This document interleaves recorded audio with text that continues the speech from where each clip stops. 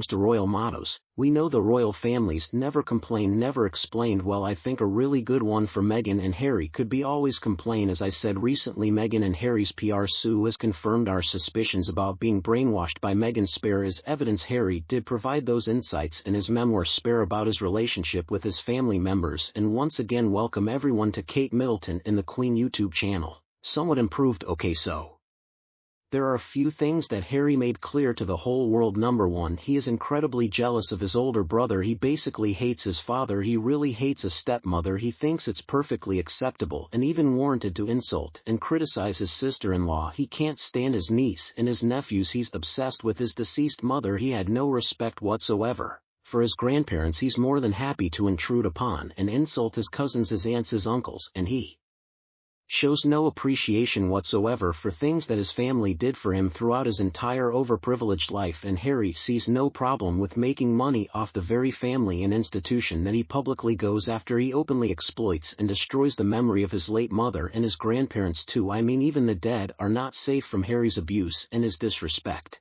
And that's just his family we're talking about. We're not even talking about the allegations of racism and ignorance too, which he has treated the millions of citizens who loved, supported, mourned, and paid for him throughout his whole life before he met Meghan. I mean, clearly Harry is so far above the citizens of Britain that he doesn't need to bother with noticing them other than complaining about how horrible they have treated him and Meghan. Harry certainly was born with a silver spoon in his mouth, and he was offered the benefits and the freedoms that previous generations simply didn't have, and he doesn't appreciate any of that. Harry doesn't really care about anyone, no friends, no family members, doesn't matter if they're living or deceased, except of course Meghan. Even his invisible children do not appear to matter because he never really thinks about them much, and he demands the titles for them, which he claims ruined his existence. But anyway, since he married Meghan, he certainly has changed. He hasn't done anything except talk about his mother relentlessly. The fact is, Harry doesn't have any respect for his deceased mother either, because he allows Meghan to live in this delusional world claiming that his deceased mother actually speaks through her. Well, okay, so why didn't his deceased mother speak to her sons? Why did she speak to this woman from beyond the grave, a woman she never met? How disappointing must it have been for Harry when there weren't any signs that people were loving Meghan just like they loved his mother. Now, first things first, Princess Diana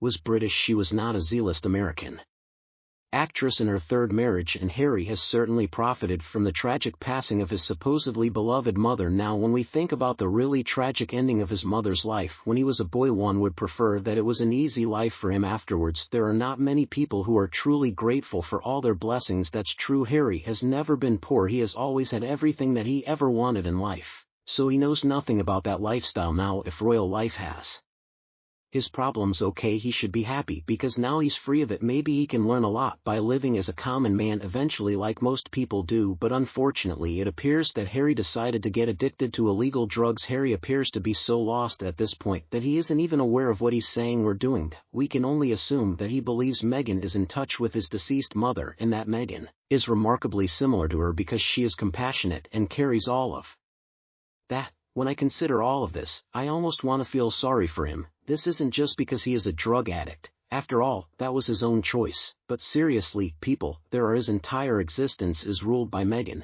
She instructs him to say and do certain things. She instructs him to leap that he just needs to say how high. Additionally, there are allegations that Doria has access to a variety of medications. Is it possible that Harry must follow Meghan's instructions in order to receive his daily dosage? I genuinely want to think that Diana, Prince Harry's late mother, is in contact with Meghan Markle and that she approves of everything they're doing. There is definitely something really terrible going on behind the scenes. Because there are so many issues with this circumstance, it is just mind-boggling. Harry was never expected to rival his elder brother, and no one ever undervalued him by having no expectations of him. Now, the person I do feel bad for in this whole situation is William. How painful must it be to know that this is your brother, your only brother? I mean, he also lost their beloved mother, but he continues to figure out ways to honor her memory, and who really does an amazing job of highlighting Diana's positive traits. But Harry just doesn't seem to get it. Harry's expensive education and career options were handed to him on a silver platter, and they really should have offered him a sense of opportunity. Harry had far more freedom throughout his life than William, yet he was nonetheless cherished and valued by his family and his old countrymen, which makes it even more terrible. Harry really could have done anything that he wanted with his status and his connections, but instead he decided to go down a very dark path, a path filled with resentment and jealousy because he was never going to be king, and he married an evil woman who couldn't be worse for him. And I do believe that Harry's been in therapy, but I think that people like Harry are really difficult to treat, and that's because people like Harry are so hung up on this idea of victimhood. They believe that's a great way to excuse their inadequacies, so therefore, they can never look within themselves and be honest. Now, strangely enough, Meghan could be the only person who could ever really get through to him, because he will listen to whatever she says, and also she's an expert at narcissism. Recently I came across some news that she was threatening King Charles for ransom to let Harry go. Well, there's not an ounce of truth in King Charles giving them anything. The royal family is going to keep on ignoring them just like they've been doing. So if you come across any rumors that King Charles might be considering giving them money or is going to be giving them money, you know where it came from. It came from Meghan's people, and the purpose of doing this is not very complicated. It stirs up a lot of negativity about the king. Meghan knows what she's doing. She is sly, she plays dirty, getting people upset at the king plays right into her hand. Anything that Meghan can do to try to destabilize the monarchy, oh yeah, she's gonna do it. Every moment of Meghan's life is devoted to two main objectives: first, to increase her wealth and fame, and second, to overthrow the monarchy, particularly the king and the prince and princess of Wales. She will lie, cheat, and break the law when necessary, so it's best to take a step back and avoid falling for her cunning little traps before responding to the lies she releases.